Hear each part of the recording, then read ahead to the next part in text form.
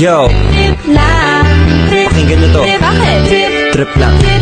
Halika na narang madali ng tatay. Kapangako pagkatapos humihinga ka ba dali na pare mag-iiwanag na kung di ka sasabay maiiwanan ka. Ang isip ay wag na gawin pang dalawa dahil isa lang ito. Ang gusto lang naman ito ay maging masaya.